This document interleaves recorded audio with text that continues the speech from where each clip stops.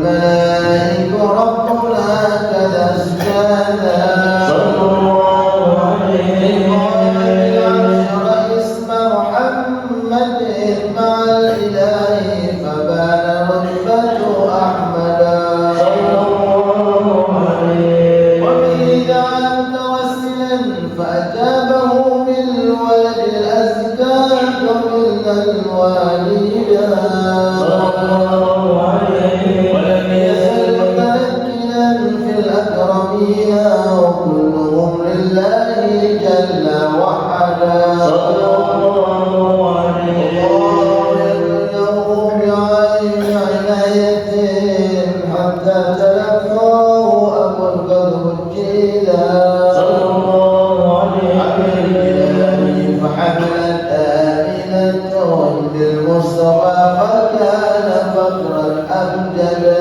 صلى الله عليه ولم تجد ثقلا ولا ألما وكبر شهدت آيات تسمو سودادا صلى الله عليه الشعور وضجت الأملاك وعند الوضع بالتسليم قد خاض النجا سبحان الله والحمد لله ولا إله إلا الله الله أكبر سبحان الله والحمد لله ولا إله إلا الله الله أكبر سبحان الله والحمد لله ولا إله إلا الله الله أكبر سبحان الله والحمد لله ولا إله إلا الله الله أكبر ولا حول ولا قوة إلا بالله العلي العظيم بكل لحظة أبدا على خلقه ورضا نفسه وزينة عرشه ومداد كلماته ليلة الاثنين عام الفيل في شهر ربيع أبرزت شمس الهدى أبدا قطيع السر مكحولا ومفتولا بهيا للمهيمن ساجدا صلى الله على محمد صلى الله عليه وسلم صلى الله على محمد يا ربي صل وسلم يا نبي سلام عليك يا رسول سلام عليك يا حبيب سلام عليك صلوات الله عليك يا نبي سلام عليك يا رسول سلام عليك يا حبيب سلام عليك صلوات الله عليك قد بدت أنوار محمد بالوجود تتوقع فالسماوات أضاءت والأراضي بمحمد يا نبي سلام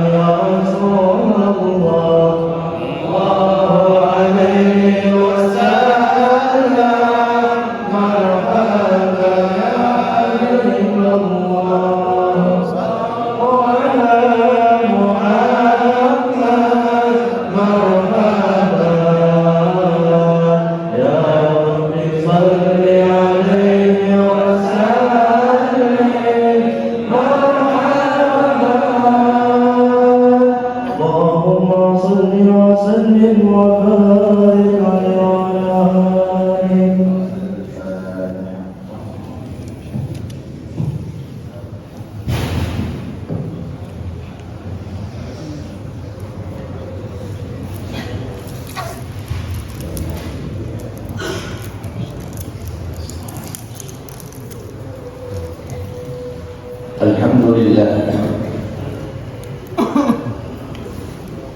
alladzi tafaddala 'alaina ma'syara ahli al-Islam bi ni'matil Islam. Allahumma adim salawatika wa salamaka ala 'abdika al-Mustafa sayyidina wa maulana Muhammad sayyidi ahli al-irfan وعلى سائر آبائه وإخوانه من الأنبياء والمرسلين أئمتنا في فهم عن القرآن ومن تبعهم بإحسان إلى يوم الميزان وعلينا معهم وفيهم برحمتك يا أرحم الراحمين. سبحانك لا علم لنا إلا ما علمتنا إنك أنت العليم الحكيم وتب علينا إنك أنت التواب الرحيم. أما بعد. Sesepuh bin sesepuh yang kami muliakan, para alim ulama, tokoh masyarakat, segenap para jemaah sekalian, khususnya seluruh jajaran takmir Masjid Mushola, wabil khusus kepada seluruh jajaran takmir masjid kita bersama al-muttaqin, yang mudah-mudahan semua masjid dan mushola di kawasan Gresik diberkahi oleh Allah, ditambahi barokah oleh Allah, dimakmurkan oleh Allah, dan terus menerus dimakmurkan oleh Allah, dan semoga kita diberkahi termasuk orang-orang yang mencintai masjid dan mushola. Amin ya rabbal alamin. Hadis yang ketiga. Hadirin hadirat yang dirahmati Allah Subhanahu wa taala, melanjutkan kitab Mukhtar Hadis. Kita sampai pada hadis yang ketiga. Sallu ala Nabi Muhammad. Ahabbul biladi ila Allahi masajiduha wa abghadul biladi ila Allahi aswaquha. Ambil materi insyaallah 20 sampai 25 menit, sisanya insyaallah tanya jawab. Semoga diberkati oleh Allah. Dan mudah-mudahan kita digolongkan termasuk orang-orang yang mencintai dunia. Amin. Ahabbul bilad ila Allah masajiduha. Tempat yang paling dicintai oleh Allah adalah masjid. Adalah apa? Masjid. Termasuk juga mushola. Secara khusus masjid karena punya kelebihan lebih dibanding daripada mushola. Secara umumnya tempat ibadah meliputi masjid dan mushola. Kalau ada pertanyaan di dunia ini, tempat yang paling dicintai, jawabannya masjid, bukan hotel, juga bukan mall, juga bukan film. Kalau dipandang dari segi zatnya tempat, kalau dipandang dari segi zatnya tempat, sing paling afdal dua. Buatan masjid mushola. itu ahab, tempat yang paling dicintai oleh Allah. Lanjutnya, wa abghadul bilad ila Allah aswaquha. Dan di dunia ini ada tempat yang paling tidak Allah Ta'ala sukai, menikah pasar. Apa Pak? Pasar.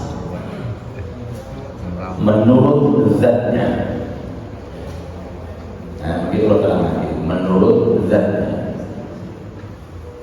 Jadi menurut zatnya, di dunia ini ada satu tempat yang paling buatan Allah Ta'ala remeni ingin menikah pasar. Pun ini kandungan hadis yang ketiga. Masjid musola adalah tempat yang paling dicintai oleh Allah, dan pasar adalah tempat yang tidak dicintai oleh Allah menurut zatnya. Alasannya kenapa? Karena masjid adalah sarana untuk beribadah kepada Allah. Isinya sholat 5 waktu. Isi masjid majlis taklim, sholawatan,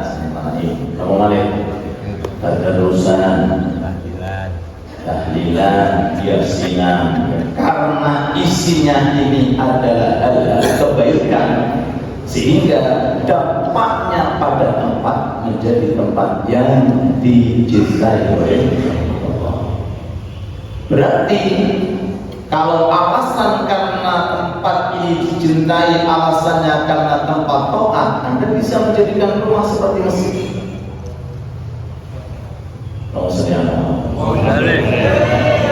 Anda bisa menjadikan pasar seperti masjid. Anda bisa menjadikan toko Anda seperti masjid. Bahkan mungkin ladang sawah pun juga seperti masjid. Kalau dilihat dari segi kenapa masjid ini dicintai oleh Allah, karena isinya. Innama buniyadil masajid lidzikri wassalah. Dalam suatu riwayat, masjid dibangun tiada lain kecuali untuk ibadah, dan di antara ibadah yang harus kita syiarkan adalah pelaksanaan jamaah sholat 5 waktu. Terus kenapa kok pasar itu tempat yang tidak dicintai oleh Allah? Menurut kebiasaan yang ada di dalam pasar itu tempatnya ngomong. Ayo dijawab. Bisa kita terus. Tempat juga ngerasani wong. Mari ibu ayo ngaku mari. Ngurangi timbangan flora melibatkan delok abang hijau gini apa jawab kompak. Karena isinya pasar itu rata-rata seperti itu, makanya Allah Ta'ala tidak mencintai pasar. Tapi kalau yang masuk ke dalam pasar itu orang ngalim, orangnya itu tahu agama, apalagi sing dodolan niku tiyange wali-wali, beda banget. Tiyange soleh-soleh, ngerti ilmu agama, justru bisa menjadikan pasar bagi dia senilai emas. Sebaliknya, ada masjid bagus, masya Allah, tapi maaf isinya penyebar fitnah. Isinya apa? Penyebar. Pokoknya gak nganggo madhab gak oleh ngurus masjid lo. Naudzubillah. Penyebar fitnah bagaimana? Acara-acara keagamaan yang didatangkan di masjid untuk mengadu domba umat, memecah belah umat. Ini bahkan dibalik, bukan tempat yang dicintai oleh Allah, tapi tempat yang dibenci oleh Allah. Makanya apunten para tamu masjid musola, hati-hati kalau ngundang penceramah. Ini golek dana ini angel, ternyata dana yang dibawa didamel untuk hal-hal yang bersifat kemaksiatan. Tapi mudah-mudahan masjid dan musola juga mudah-mudahan aman insyaallah dari segala macam bentuk fitnah, amin ya rabbal alamin. Terus kita belajar kenapa masjid dicintai Allah dan kenapa pasar tidak dicintai oleh Allah. Kita harus tahu sebabnya. Masjid dicintai karena dalamnya isinya hal-hal ketaatan, dan pasar tidak dicintai oleh Allah Ta'ala karena rata-rata isinya bukan hal yang bersifat baik. Tapi kalau dibalik bisa juga masjid itu adalah tempat yang Allah Ta'ala tidak mencintai karena isinya bukan hal kebaikan. Begitu pula pasar berubah menjadi hal atau tempat yang dicintai oleh Allah kalau orang-orang yang masuk ke dalam pasar adalah orang-orang yang tahu ilmu agama, orang-orang yang baik. Allahumma shalli ala Muhammad.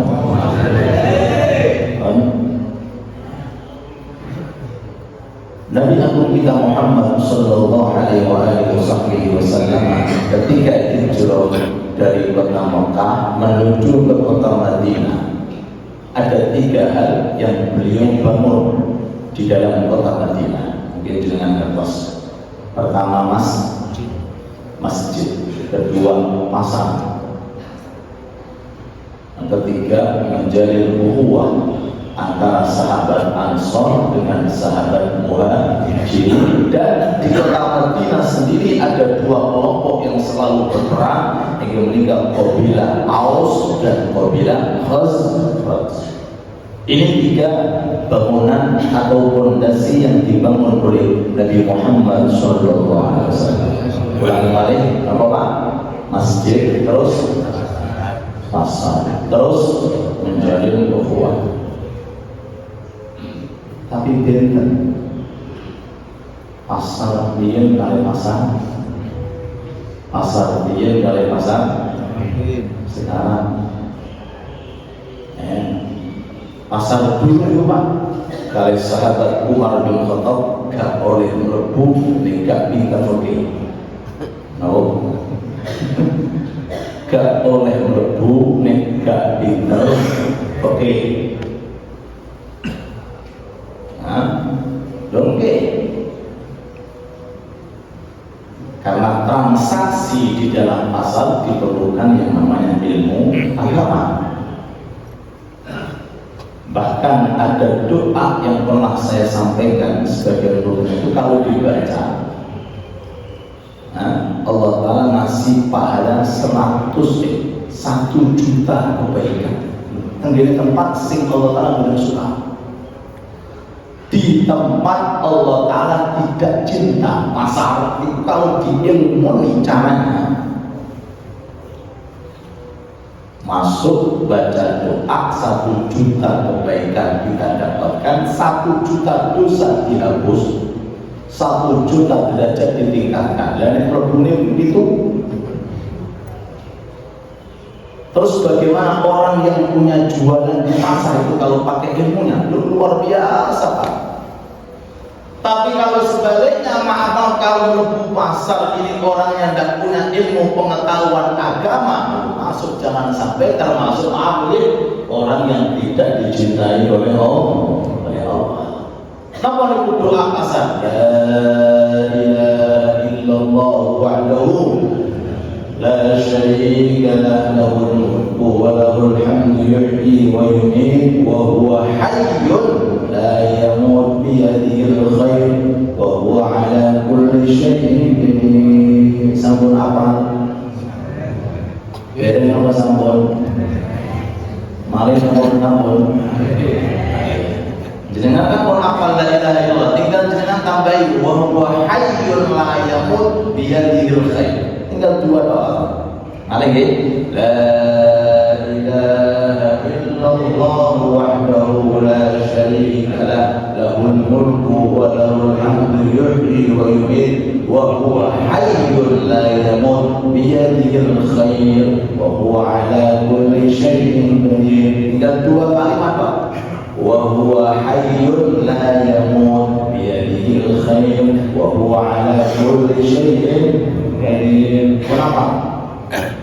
bisa dereng.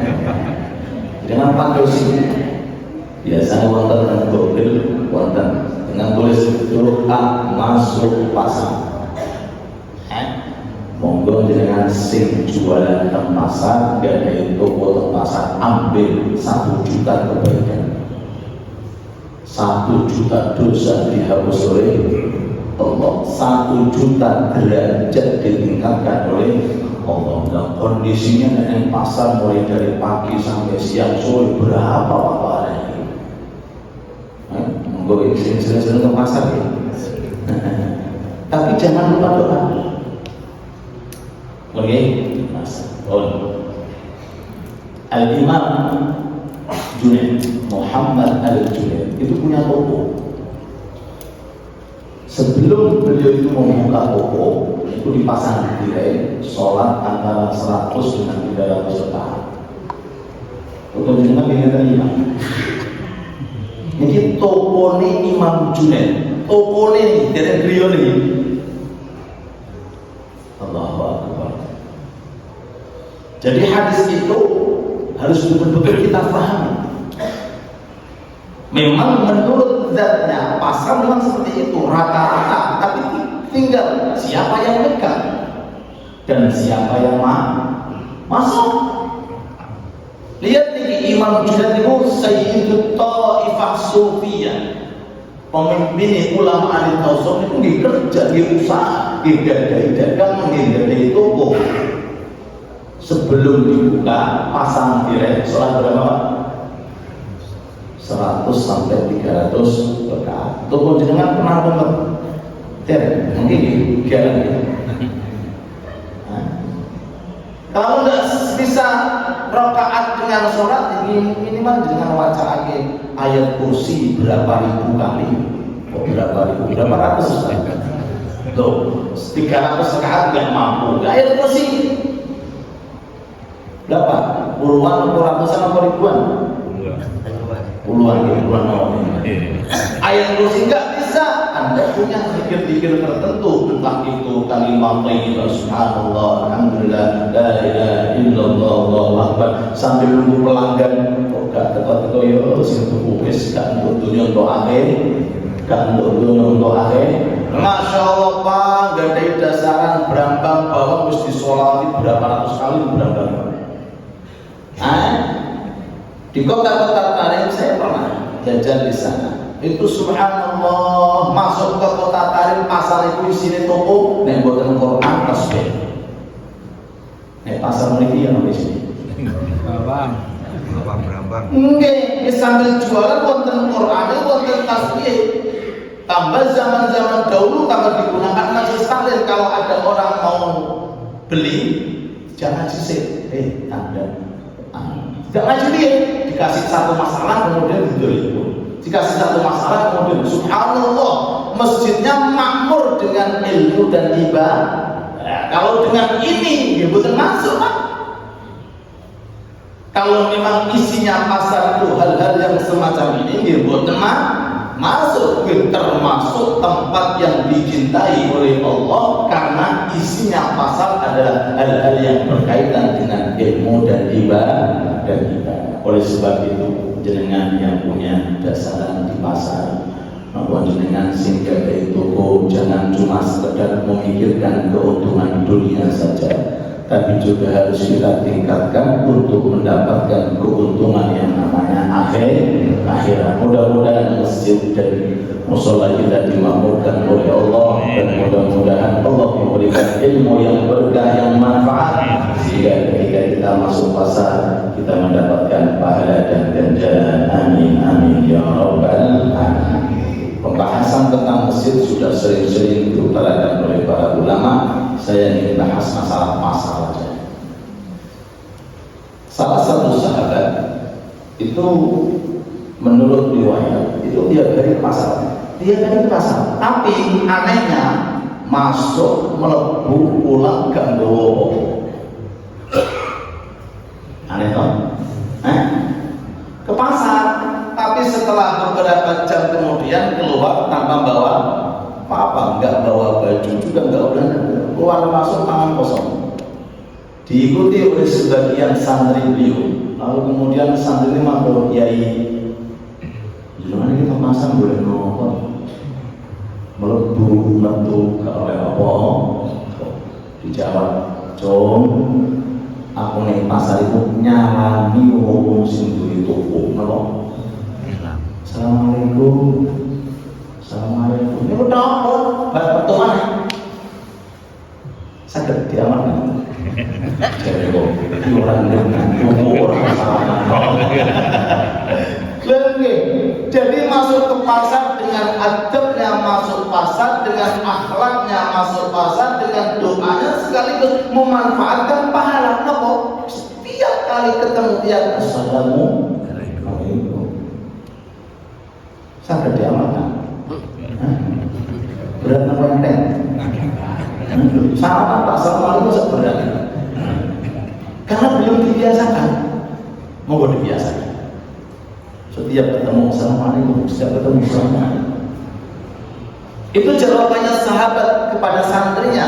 Sebab Nabi Muhammad Sallallahu Alaihi Wasallam itu memberikan anjuran kepada kita setiap kali ketemu dengan orang dianjurkan untuk salam. Dan ibadah bernilai berlipat ganda tergantung bagaimana kita sulitnya untuk ibadah.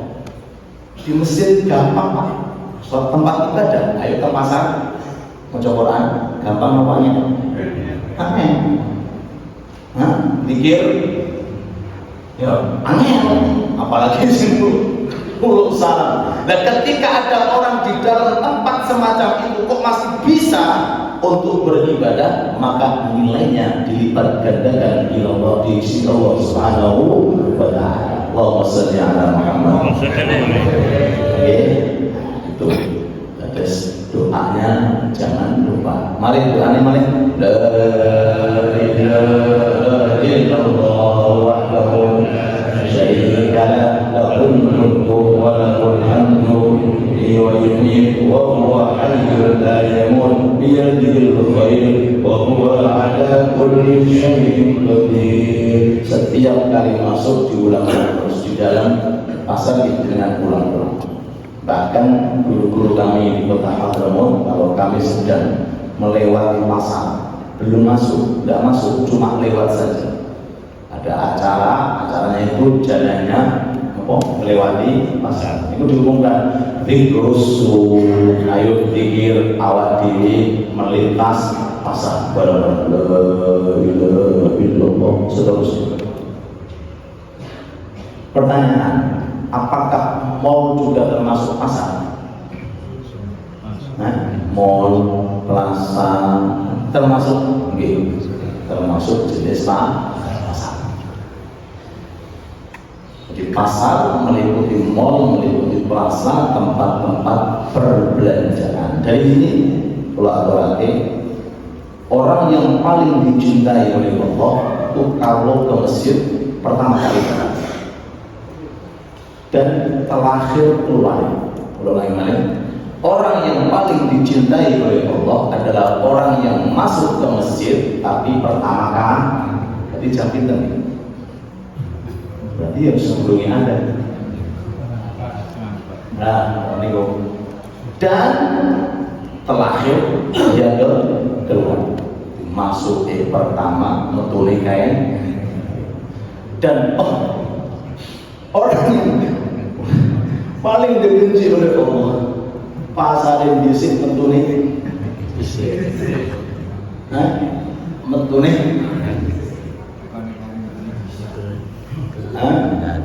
datangnya di awal keluarnya di akhir, datangnya di awal keluarnya di akhir. Tapi awas jangan dipotong, ini bahaya. Tergantung daripada niat dan kondisinya orang tersebut. Mari kita hayati. Kok sakit gitu? Iya, karena ini tempat dicintai oleh Allah.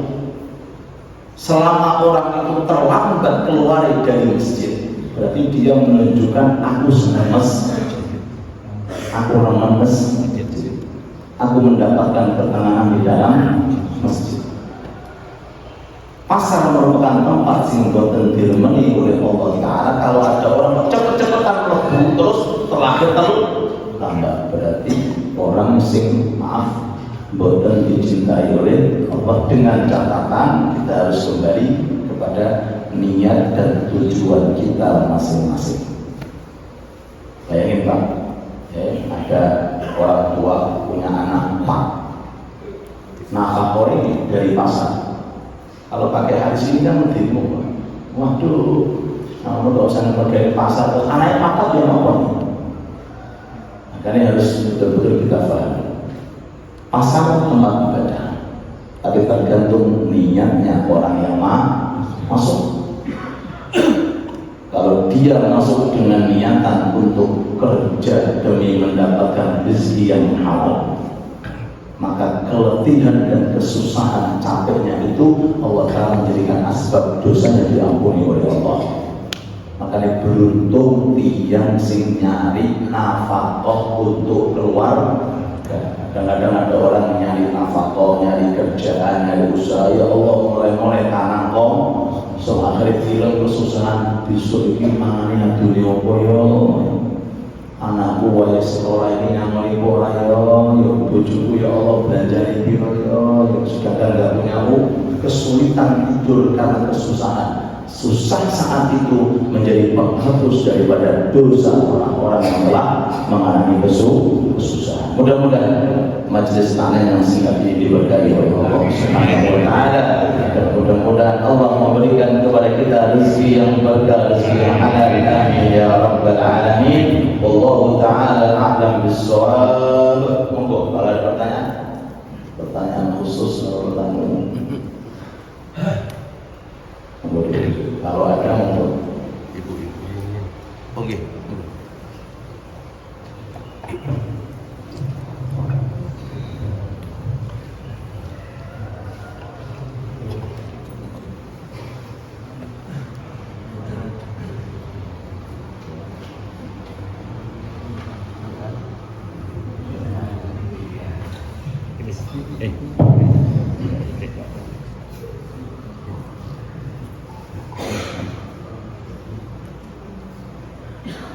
Assalamualaikum warahmatullahi wabarakatuh. Semua binatang itu bangkainya najis kecuali 3: bangkai manusia, bangkai belalang, bangkai ikan. Bagaimana dengan bangkai semut? Sebab kita masuk itu banyak dengan semut. Terus yang kedua, kalau kita mandi besar, terus kita siram kepala, langsung kita pakai sampo, belum rata, sah apa tidak mandi?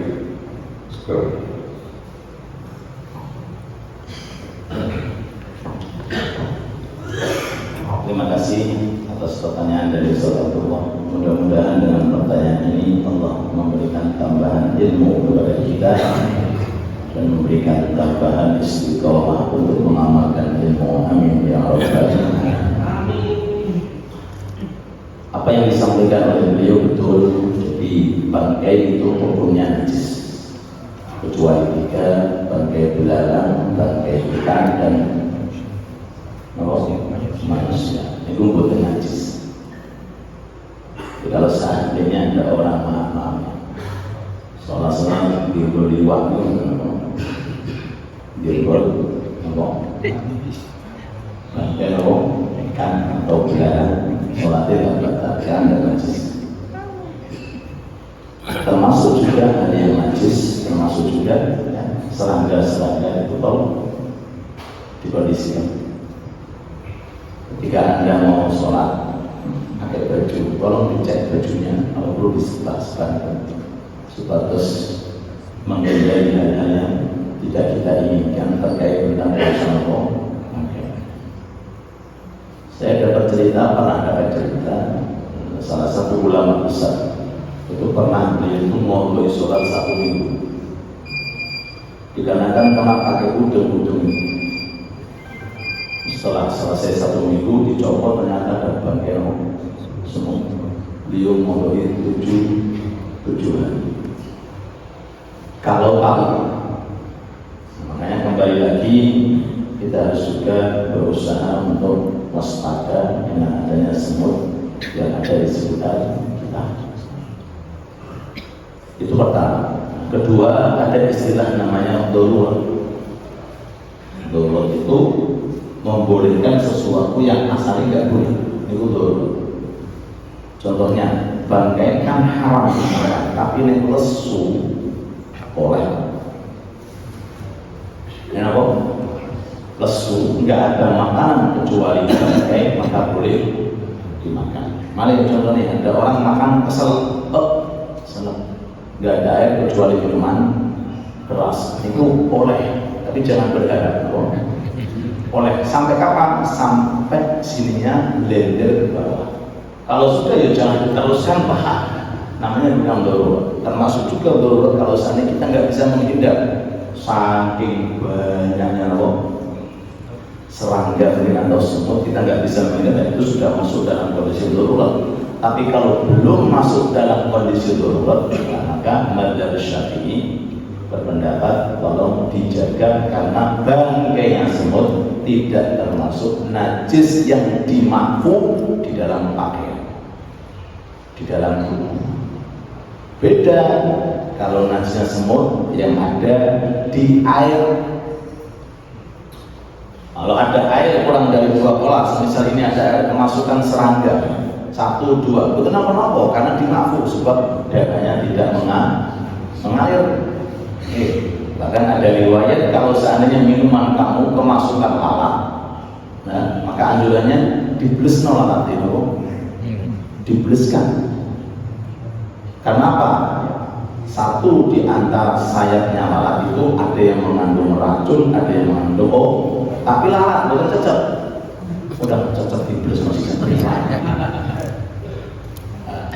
Ulama berpendapat, berarti kan Rasul menganjurkan untuk dicelupkan, berarti kan sejenis lalat itu tidak membuat najis cairan, dengan catatan masuk dengan sendirinya, mati dengan sendiri. Tapi kalau dimasukkan, dimatikan, dihukumnya najisnya. Itu makfu kalau di dalam babakan air. Tapi kalau bangkai dalam baju, dalam tubuh, bukan termasuk makfu. Tolong dikondisikan, tolong dikondisikan. Yang kedua, kita tahu bahwa persyaratan air yang bisa digunakan untuk sesuci itu air yang suci mensucikan. Bukan suci tahu, mensucikan. Kalau suci, kata contohnya teh suci, kopi pun juga suci, sirup suci, tapi bukan mensucikan. Jadi harus suci mensucikan. Apa suci mensucikan itu?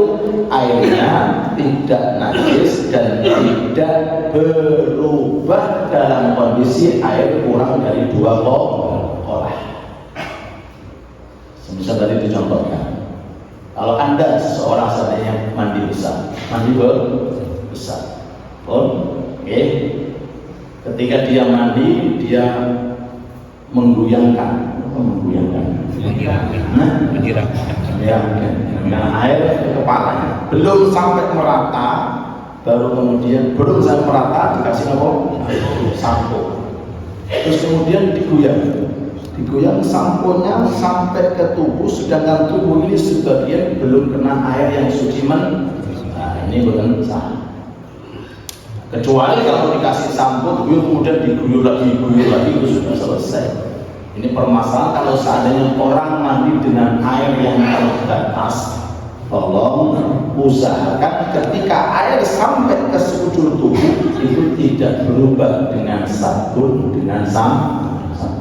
Termasuk juga kondisi ada ibu mencuci baju, bajunya najis, beda dengan kotor. Kalau najis mesti kotor, kalau kotor belum tentu. Nah ternyata maaf, mesin cucinya itu nggak sampai 2 kolah, dimasukkan bajunya, dimasukkan airnya, dikasih sabun, tidak bisa cuci. Kenapa? Karena airnya kurang dari 2 kolah sudah berubah dengan sabun. Terus bagaimana? Hilangkan dulu najisnya tanpa sabun pakai air. Kalau sudah merembes ke bawah, baru kemudian tuangkan air pakai sabun. Jadi najisnya sudah hilang dulu. Kalau najis itu sudah hilang kan suci, walaupun bau ini masih belum enak, walaupun belum wangi. Tapi kan najisnya sudah hilang. Tapi kalau ada seseorang itu ketika ada sarung najis dimasukkan ke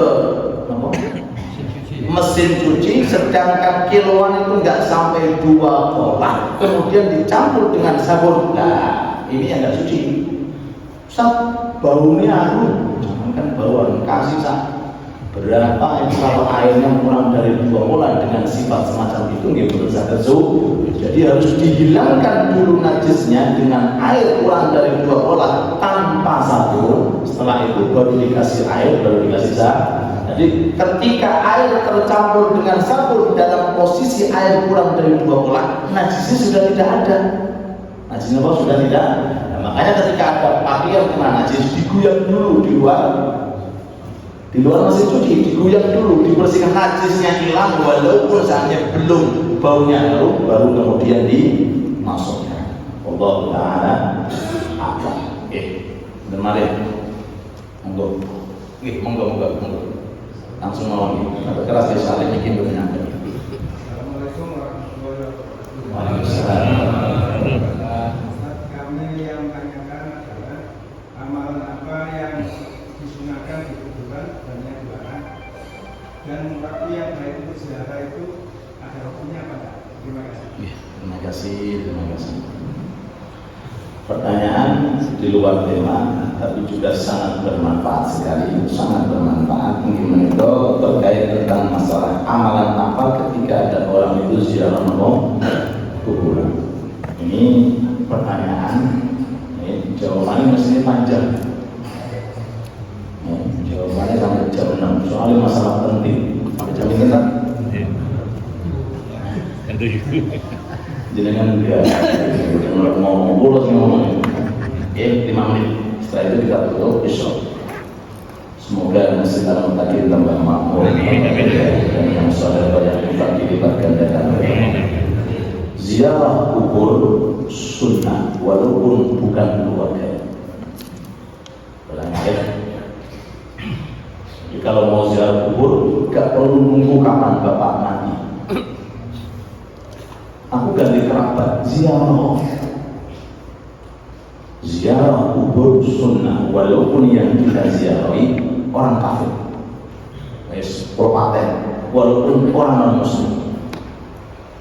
Tujuannya apa? Bukan mendoakan, tujuannya untuk kita ambil yang namanya pelajaran bahwa aku bakal koyok ini.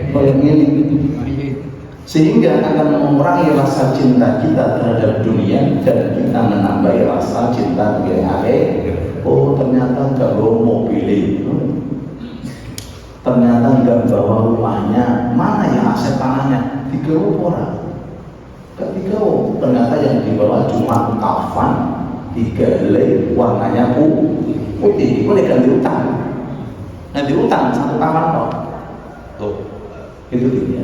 Oh, apalagi ini ada sambung kerabat, entah bapak ibunya atau anaknya atau kerabatnya, sangat dianjurkan untuk ziarah. Jadi kalau ada orang mengatakan enggak perlu ziarah, nanti menyebabkan kufur dan musyrik, itu jawabannya ngaji niku kurang. Mulai ngombe kopi nih masjid Salim kurang sulit. Belum gitu. Nabi Muhammad ziarah, kita para sahabat ziarah dan para ulama juga ziarah. Oh, amalan apa yang dibaca? Banyak sekali, di antaranya yang menikah mau surat Yasin, monggo. Di antara yang menikah tahlil la ilaha illallah, tasbih, sholawat. Paling simpel minimal dengan ucap assalamualaikum ya ahlal kubur minal muslimin wal muslimat, walaupun nggak mampir, cuma lewat saja. Assalamualaikum ya ahlal kubur. Kemudian menjenengan kiri Fatihah untuk kuburan ini itu sudah sampai. Kemudian Terus amalan bebas, Quran saged, zikir saged, normal kiriman sholawat saged, tasbih, takbir, napa al-baqiyatus sholih subhanallah alhamdulillah lagi saged. Niku ketika kita datang ke ziarah kubur. Apakah sampai? Sampai. Nggih.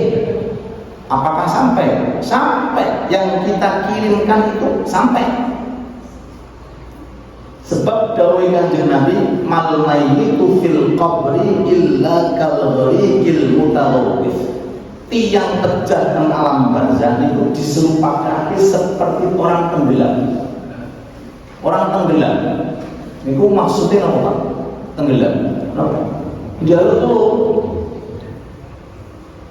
Orang tenggelam di tengah laut itu maksudnya bagaimana? Berarti dia butuh. Garis bawah, dia butuh.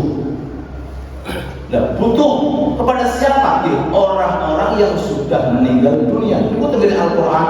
Rabbana ighfir lana wa li ikhwanina alladzina sabaquna bil Gusti, ampuni kula dan ampuni saudaraku yang sudah meninggal dunia. Loh, siapa ikhwan nasana? Meliputi sebelum kita, sebelum kita, yang di dalamnya ada la ilaha illallah. Ternyata kali Allah dianjurkan kita untuk kirim doa. Berarti kalau kirim doa itu dianjurkan mendoakan orang yang sudah meninggal dunia, berarti semua amalan taat boleh kita kiaskan. Quran monggo, sedekah monggo, infak monggo, dengan gak ada rezeki haji akeh, bapak ibu yang belum haji di umroh, bapak ibu yang belum umroh, ada pendapat yang memang dengan gak ada rezeki monggo, korban di atas namakan orang, itu semuanya masuk. Oke. Pulau pada cerita sedikit menutup, tapi pulau tambah sedikit. Waktu bebas kapan saja, wabil khusus ketika Jumat. Wabil khusus ketika Jumat ada riwayat kalau Jumat itu rohnya dekat dengan jasad. Khusus dari Jumat ada riwayat rohnya dekat dengan jasad, sehingga kita dianjurkan kalau hari Jumat untuk ziarah yang namanya kuburan. Tapi umumnya kapan saja boleh yang namanya ziarah. Wabil khusus di kota Gresik ini biasanya mendekati Ramadan sudah ada yang kirim doa, ada yang ziarah dan lain sebagainya. Itu semuanya tidak keluar dari syariat Nabi Muhammad SAW. Kalau tutup cerita ini, kalau pernah sampai akhir, begini kitab I'anatul Talibin, kitab yang dikaji oleh mayoritas pondok di Indonesia, namanya I'anah, syarahnya kitab Fathul Mu'in. Ada orang soleh mimpi melihat kuburan, penduduk barzakh semuanya keluar dari kuburan, lagi merebutkan sesuatu yang direbutkan. Dilihat, ternyata ditanya, kenapa? Dalam mimpi, Bapak kok rebutan? Jawabannya, tadi ada orang lewat, kirim Fatihah ke kami, sehingga Fatihah kami bagi-bagi di rebutan. Ono sing untuk baik, ono untuk sini, ono sing ini. Kecuali satu orang buat derek. Santai. Gak rebutan. Aku datang tanya, Bapak enggak ikut rebutan?